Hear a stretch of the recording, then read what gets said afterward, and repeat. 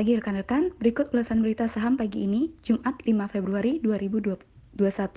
Berita pertama datang dari berita internasional yang dikutip dari kontan.co.id, menyatakan bahwa Dewan Keamanan PBB melalui Sekretaris Jenderalnya Antonio Guterres mengatakan bahwa PBB akan melakukan segala upaya untuk menekan militer Myanmar dan menggagalkan kudeta yang dilakukan. Myanmar jatuh lagi ke pemerintahan militer saat tentara menahan pemimpin de facto-nya Aung San Suu Kyi pada hari Senin lalu. Selanjutnya, berita yang dikutip dari CNBC Indonesia menginfokan bahwa laba perusahaan migas terkemuka global Royal Dutch Shell tahun 2020 turun sebesar 71% ke level terendah 67,4 triliun dalam 2 dekade. Semua itu akibat dari pandemi COVID-19 yang menghantam permintaan energi di seluruh dunia. Meski jaringan retail dan bisnis perdagangan perusahaan membantu meredam penurunan tersebut. Kendati demikian, kinerja keuangan Shell jauh lebih baik dibandingkan perusahaan migas terkemuka global lainnya, seperti British Petroleum atau BP, dan per awal pekan ini BP membukukan kerugian sebesar 5,7 miliar atau nyaris 80 triliun rupiah per 2020. Berita selanjutnya yaitu berita dalam negeri, dikutip dari industrikontran.co.id, mengatakan bahwa PT Pertamina menargetkan perolehan laba bersih tahun ini sebesar 2 miliar US dollar dibandingkan tahun lalu yang hanya mencapai 1 miliar US dollar. Laju penjualan akan meningkat 12% seiring dengan tren harga minyak yang sedang naik.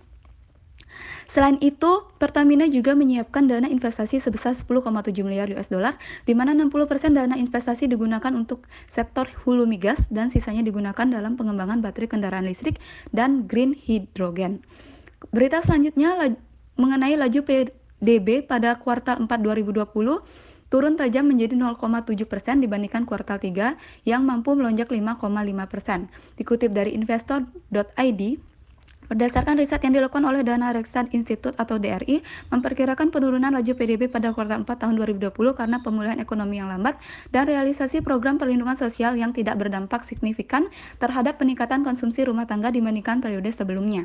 Selanjutnya datang dari perbankan, dikutip dari CNBC Indonesia berdasarkan hasil wawancara dengan Direktur Eksekutif Penelitian dan Pengaturan Perbankan OJK, Anung Herlianto menyebutkan aturan OJK mengenai ketentuan modal inti perbankan minimum 3 triliun di tahun 2022 ini dimaksudkan agar bank mampu beradaptasi dengan perubahan ekosistem dan memenuhi tuntutan dari perkembangan kebutuhan nasabah.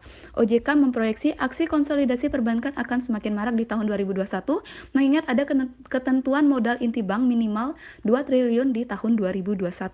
Selanjutnya, berita dari otomotif dilansir pada laman bisnis.com. Di tengah dilema akibat pandemi COVID-19, kinerja ekspor sektor otomotif Indonesia diprediksi mengalami pertumbuhan tahun ini. Alasan terkuatnya adalah tren pemulihan ekonomi setelah industri tersebut mengalami bottom line sejak kuartal 3 2020. Selanjutnya, berita mengenai persaingan pasar global dikutip dari bisnis.com, melihat persaingan pasar global yang semakin meningkat, PT Pelabuhan Indonesia II, Persero atau IPC segera bergabung dan memperkuat keberadaan Pelindo 1 dan Pelindo 3 dalam memberikan pelayanan jasa pemanduan dan penundaan kapal di Selat Malaka untuk bersaing dengan pelabuhan Tanjung Pelepas di Malaysia dan di Singapura. Kemudian berita dari indeks harga saham, dikutip dari CNBC Indonesia menginfokan bahwa bursa saham Amerika Serikat yang dibuka menguat pada perdagangan hari Kamis kemarin berpeluang membawa indeks S&P 500 mencetak rally 4 hari beruntun. Pergerakan tersebut terjadi setelah indeks S&P 500 kemarin menguat 0,1% menjadi rally beruntun untuk hari yang ketiga. Sepanjang pekan berjalan, indeks acuan bursa AS tersebut telah menguat 3,2%. Berita selanjutnya mengenai IHSG yang dikutip dari kontan.co.id, berdasarkan hasil wawancara dengan analisis Pilar Mas Invasindo Sekuritas Oki Ardiastama, memprediksi laju IHSG pada tanggal 5 Februari ini atau hari ini bergerak pada rentang 6.047 hingga 6.269 jika PDB sepanjang tahun 2020 sesuai atau bahkan lebih dari ekspektasi pasar. Sebaliknya, IHSG akan bergerak pada rentang 5.947 hingga 6.179 jika hasil PDB sepanjang tahun 2020 tidak sesuai dengan ekspektasi pasar. Melihat kondisi saat ini, pelaku pasar bisa cenderung mengantisipasi kejelasan arah keputusan pemerintah dalam mengendalikan kasus COVID-19, termasuk rencana menerapkan lockdown. Kemudian dikutip dari CNBC Indonesia menyatakan volatilitas bursa kini mereda. Harga obligasi pemerintah atau surat berharga negara IHSBN pada perdagangan Kamis kemarin ditutup beragam dengan mayoritas melemah, seiring mulai membaiknya gejolak pasar saham di global dan di dalam negeri. Selanjutnya, berita mengenai pom-pom saham saat ini yang sedang booming mengakibatkan retail mengajukan petisi yang ditujukan kepada OJK dan BI. Dikutip dari bisnis.com, salah satu nama yang disebut dalam petisi tersebut yaitu Belvin, di mana beliau menyangkal tuduhan tersebut. Berita selanjutnya mengenai beberapa emiten dikutip dari kontan.co.id, PT Pan Brothers Tbk atau PBRS mendapatkan persetujuan dari kreditur untuk melakukan penundaan pembayaran utang jangka pendek yang jatuh pada tanggal 27 Januari menjadi tanggal 12 Februari 2021. Kemudian selanjutnya dikutip dari kontan.co.id, PT Unilever Indonesia masih sukses membukukan pertumbuhan positif 1,5% dengan mencatat penjualan hingga lebih dari 43 triliun. Kemudian dikutip dari berita investasi kontan, pemerintah Indonesia telah menerima proposal rencana investasi di Indonesia. Analisis Pilar Mas Investindo Sekuritas Oki Ardiastama menilai kabar investasi tersebut tentu memberikan dampak secara psikologis bagi dua emiten penghasil nikel terbesar di tanah air, yaitu PT Aneka Tambang ANTM dan PT Vale Indonesia Tbk atau INCO. Pergerakan harga nikel yang cukup masif sepanjang tahun 2020 diperkirakan dapat terbatas pada tahun ini. Saat ini harga nikel masih bertahan di atas level 17.000 US dollar per ton. Mengutip Bloomberg, harga nikel Bursa London Metal Exchange (LME) untuk kontrak 3 bulanan berada di level 17.645 US dollar per Rabu tanggal 3 Februari kemarin. Selanjutnya dikutip dari berita kontan.co.id, Affinity Equity Partners resmi mengambil alih 21% kepemilikan PT Hotel Candi Baru di PT Industri Jamu dan Farmasi Sido Muncul Tbk atau Sido melalui closing saham pada Rabu tanggal 3 Februari. Kemudian berita selanjutnya dari PT Bank Mandiri Tbk dikutip dari CNBC Indonesia, Direktur Utama PT Bank Mandiri Tbk, Darmawan Junaidi berharap pertumbuhan kredit perbankan di tahun ini bisa tumbuh seiring dengan adanya proses vaksinasi dalam negeri.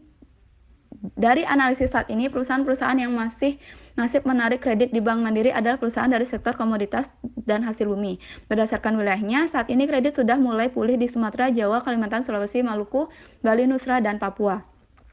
Kemudian dikutip dari CNBC Indonesia, saat ini BI tengah melakukan bersih-bersih terhadap emiten dengan yang kelangsungan usahanya berpotensi terganggu. Adapun emiten tersebut yaitu PT Hotel Mandarin Regency Tbk Home, kemudian PT Polaris Investama Tbk PLAS, kemudian emiten lainnya itu yang dimiliki oleh terdakwa kasus Jiwasraya Heru Hidayat dan Beni Cokro Saputro seperti TRAM, MYRX, ARMY, dan RIMO. Selanjutnya dilansir dari bisnis.com, emiten properti PT Eureka Prima Jakarta Tbk dengan kode LCGP tengah menghitung dampak penetapan Direktur Utama Perseroan sebagai tersangka kasus korupsi di PT Asabri. Selanjutnya berita dari PT PP Properti bersiap garap 3 lini bisnis sepanjang 2021.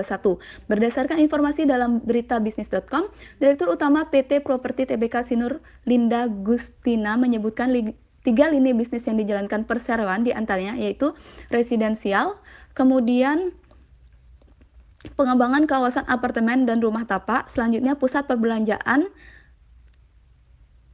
dan bisnis dan leisure hotel.